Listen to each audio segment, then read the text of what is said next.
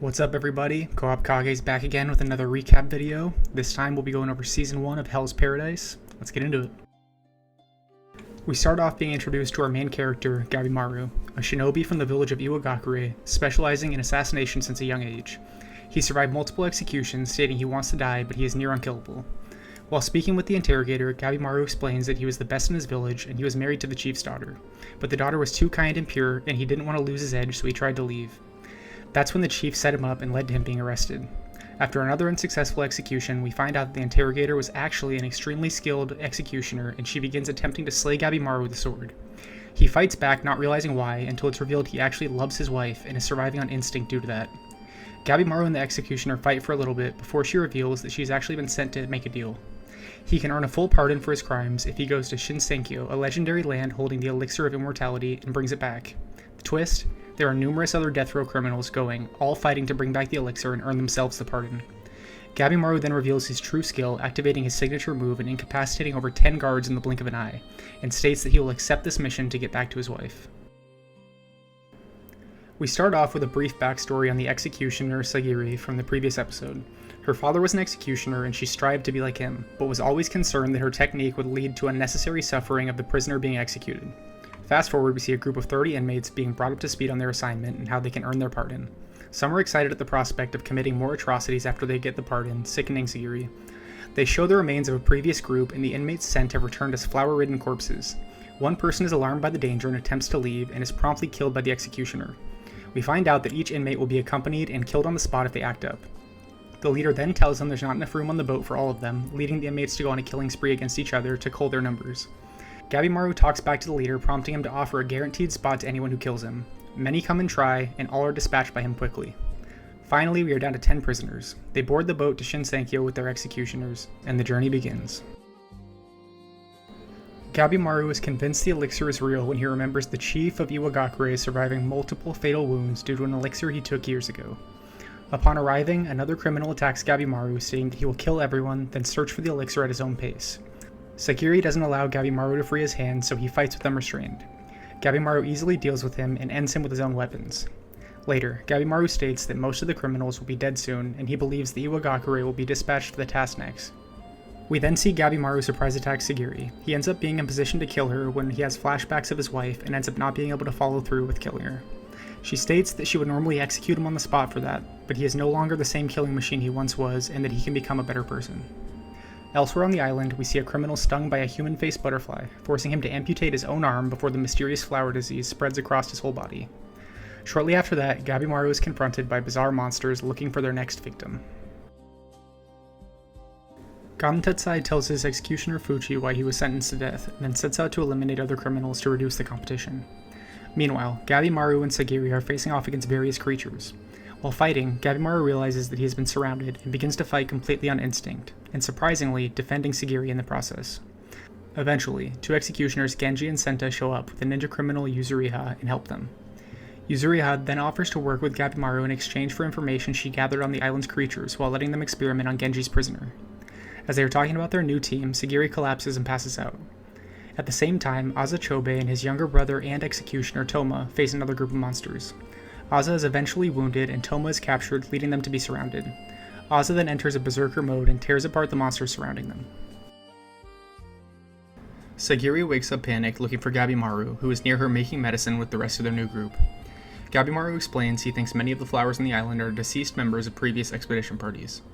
Shortly thereafter, Genji tells Sagiri that she needs to return back to the mainland. He has no prisoner, so he can take over for her, and due to her father's position, she is destined to marry the next head of the clan, and that while she has great sword skill, she lacks the combat experience needed to kill Gabimaru if necessary. She declines anyway. We then see two new characters, Nurugai and her executioner Tenza, attempting to return to the mainland via boat. They find out there's a ship graveyard surrounding the island, the area is infested with monsters, and all currents flow back to the island anyway. After narrowly escaping with their lives, they arrive beaten and battered on the shore of the island once again. Gabimaru then has a conversation with Sagiri where he tells her she is incredibly strong and shows a human side to him. This reassures Sagiri that she needs to stay here and not return like Genji wanted. She and Genji then have another talk where he tries to convince her to leave, but Sagiri stays true to her convictions and refuses once again. Just as Genji is getting angry at being defied, an enormous criminal, Rokuroda, appears behind Genji and tears a chunk out of his abdomen with one swing of his massive arm. Genji tries to save Sagari and is chucked by Rokuroda. Just as he's about to kill both executioners, Gabimaru shows up and takes him on, diverting his attention from Sagiri and Genji. Unfortunately, he is incredibly durable, and Gabimaru's attacks seemingly have no effect. Long-range and short-range attacks and skills are not even leaving a scratch. Sagiri comes back and chops off Rokuroda's fingers, stating that if you focus areas where tendons connect and there's no bones, you can slice through even the toughest defenses. This is how executioners are trained to operate. Now Gabimaru and Sagiri are teaming up to fight the giant Rokuroda.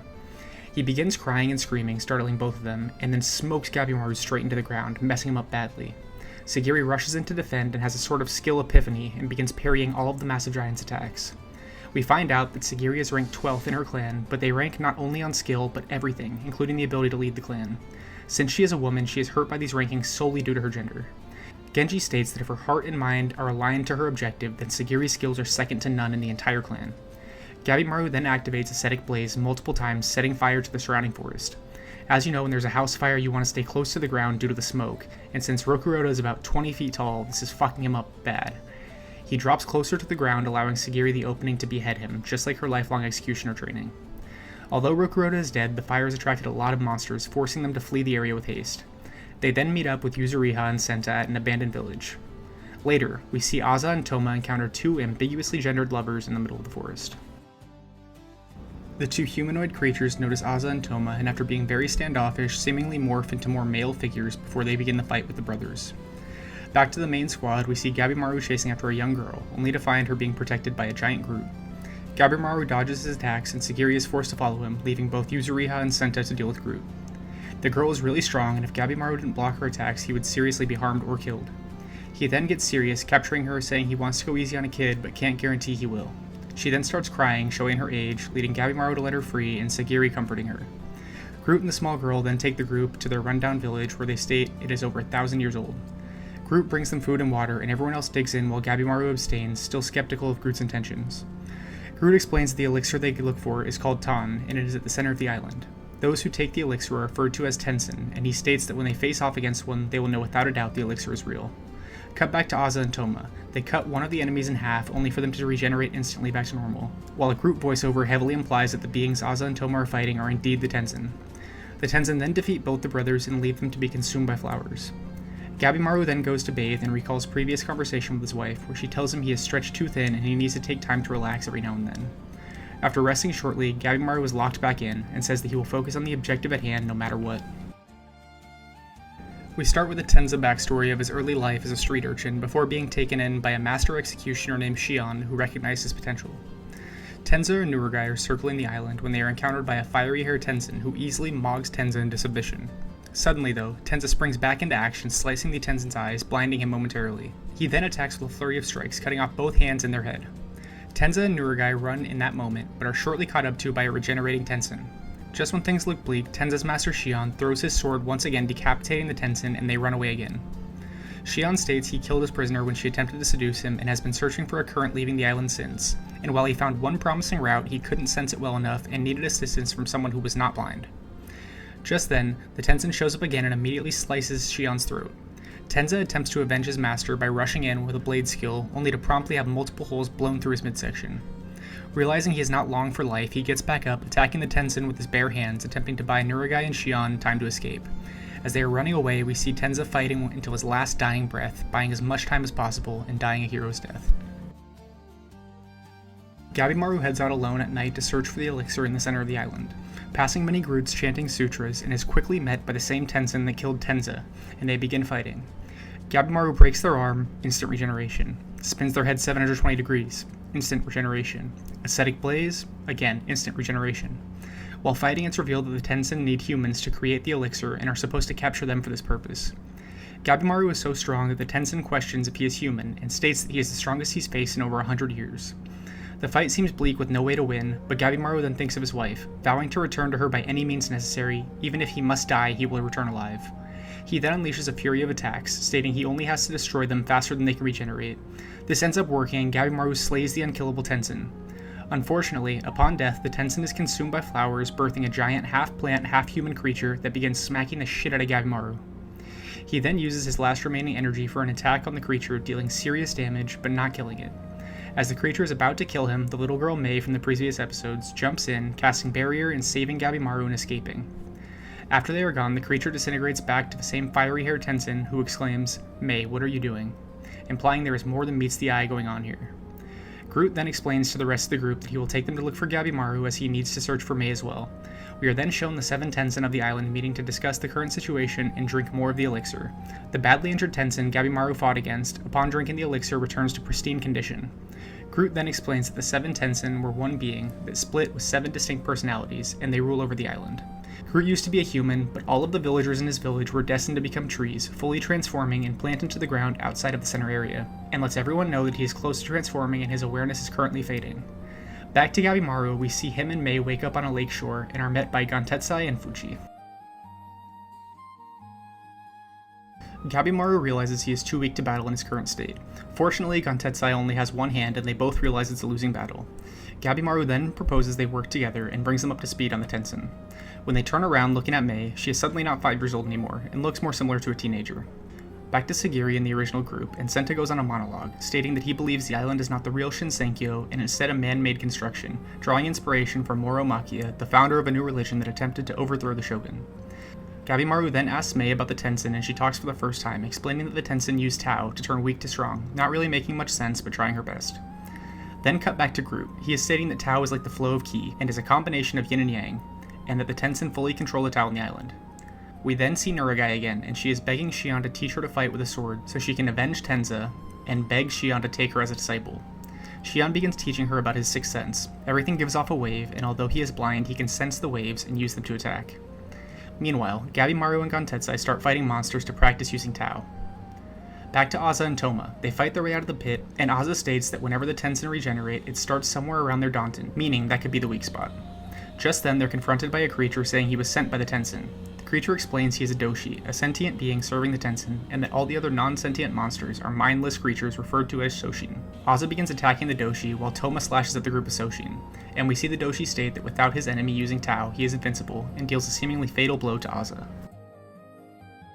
Azza somehow survives the fatal blow and begins attacking the Doshi again. It appears he gained some regenerative ability in the Pit of Flowers and is now able to detect the Tao within Doshi and defeat him. But Toma notices some Sasuke curse marks on his brother and they are only spreading as the fight continues. At the same time, Gabimaru and Gantetsai are trying to learn Tao through fighting, while Mei continuously repeats stronger, weaker, but nobody understands what she means. Just then, a Doshi appears looking for Mei-sama and states she ran away from the center palace of the island. Gabimaru then defends her and they are swarmed by insect monsters. The Doshi then explains that the Tenzin train through dual cultivation, and since they can shift genders, they have no limit to their yin or yang. But the Doshi are male only, and Mei is female only, and they need to bring her back so all the Doshi can dual cultivate with her. This disgusts both Gabimaru and Gantetsai, and they begin to fight with their lives on the line. Fuchi then comprehends what Mei was saying and explains the concept of Tao to the two prisoners. Gabimaru then gets a slight grasp on Tao and begins to fight on par with the Doshi, and even surpassing them. Ascending his comprehension with each second, he then begins beating the absolute shit out of these disgusting Doshi. We then see Groot lead the rest of the group to the gates of Horai, where a Tenzin with reddish pink hair suddenly slices off Groot's head with one swift movement of his finger. The Tenzin is revealed to be a Mogavajra. He states that they should be proud as the first humans to reach this area in the last 1,000 years. He then tells them that everything Groot knew is false, and this island is one big experiment for their master. He also tells them the elixir isn't real, and that if humans consume it, they turn into flowers. Yuzuriha then uses a technique to slice the Tenzin to pieces, but he regenerates almost instantly. They begin attacking as a group, but he states that they don't have enough Tao to hurt him. At this moment, Sagiri begins to understand the Tao and deals a slash to the Tenzin that is not regenerating for the first time, and he states her Tao is poisonous to him. Sagiri then, with the help of the rest of the group, delivers a fatal strike to the Tenzin's midsection, collapsing him to the ground and seemingly killing him. We cut back to Gabimaru, and he is talking to Mei when we see a severe internal injury cause him to collapse. At the same time, a flower attempts to puncture Yuzuriha, but Senta blocks it with his body, causing him to be turned into a flowery corpse. And we also see the Tenzin turn into a similar plant creature that Gabimaru previously fought. The Tenzin then sends tens of flowers straight for Sagiri and Yuzuriha, spelling impending doom, and at the last second, Xion appears, slicing them all to pieces and saving the two girls. Xion explains that he is using his sixth sense to counteract the power of the Tenzin and begins fighting them on his own. While he is fighting, they begin to cut the flowers off of Senta, temporarily stabilizing him. It appears Xion has the upper hand in the battle, but is caught by an attack leading to flowers spawning all across his body. He is slowly but surely dying in this battle. Sagiri and Nurugai then rejoin the fight to help Shion, and will focus on the midsection of the body in the center of the plants. After a prolonged fight, Shion is able to deliver the killing blow, finally ending a Tensen's life. They head back over to Yuzuriha and Senta and are able to comfort him in his last moments. After Senta's passing, Sagiri states that all executioners and prisoners need to be cooperating to get off the island, and Senta's death will not be in vain. Yuzuriha then begins to question Gabimaru's story to Sagiri, saying it doesn't make sense that an assassin chief would give his best assassin a wife, and that immortality may have been a trick and illusion shown to young ninja to foster absolute obedience. Shion then has a conversation with Sagiri where she contemplates Gabimaru's safety and well-being, prompting him to ask if she is in love with him. We know she is, and she denies it almost instantly while blushing. When we see Gabimaru again, he wakes up and it is revealed that he has severe memory loss, not remembering anything about those around him and not even remembering his wife. His internal monologue states that the only thing he knows at this point is that he is the greatest assassin alive, Gabimaru the Hollow.